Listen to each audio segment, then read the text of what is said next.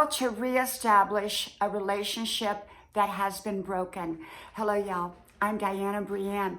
You know, people can have broken relationships for one reason or another, and yet at some point they decide that they want to go back into that relationship.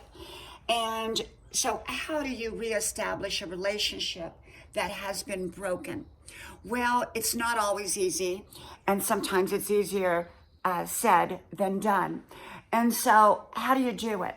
Well, I think it sometimes needs to be done in steps and stages. It's not necessarily going to be done all at one time. And if a relationship has been broken, it's been broken for a reason. There's a reason that it happened, that it broke. And usually it's a negative reason. It's usually not because someone just moved away. And so I believe that both people have to want to reestablish a relationship and be willing to work on it. If one person is the only one willing to work on it and the other person is not, it's probably not going to work. Sometimes there needs to be space in a relationship after it has been broken, for whatever the reason it was broken. We have to look at why was that relationship broken in the first place, and has that behavior that broke the relationship, has it changed, or is it remaining the same?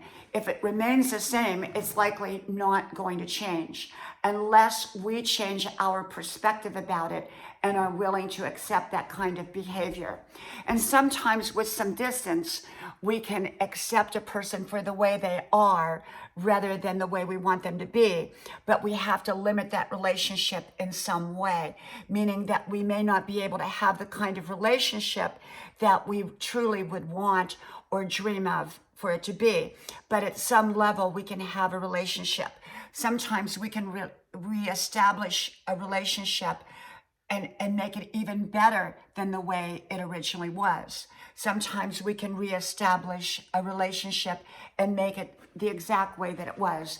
And other times we have to change the way the relationship is going to look going forward so that we can reestablish some kind of meaningful relationship with that person. But issues need to be addressed or changed. And either way, often we want to reestablish a relationship with someone. Some people we never do. We never want to reestablish a relationship with them again. But there are often situations where we do want to reestablish contact and some degree of a relationship. So that's where we have to address issues and look at, is it the right time? Has this person changed enough, or have we changed enough? Are we willing to accept their behavior, or are they willing to accept our behavior? Or does someone need to change, or do both people need to change? Are apologies necessary? Because apologies are part of the healing process in a relationship. And part of the healing process in a relationship is people being willing to compromise and being willing to change. Now, I'm not talking about compromising on things that truly matter and that we should not compromise on.